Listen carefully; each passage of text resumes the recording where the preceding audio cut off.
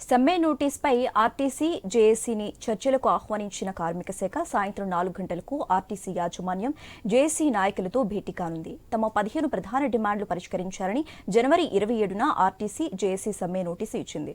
RTC ఉద్యోగులకు ప్రభుత్వం ఇచ్చిన హామీలు, కార్మికులపై పనిభారం, స్వచ్ఛంద ఉద్యోగ విరమణ ఉపసంహరించుకోవాలంటూ పలు డిమాండ్లతో సమ్మె నోటీసు ఇచ్చారు జేఏసీ నాయకులు.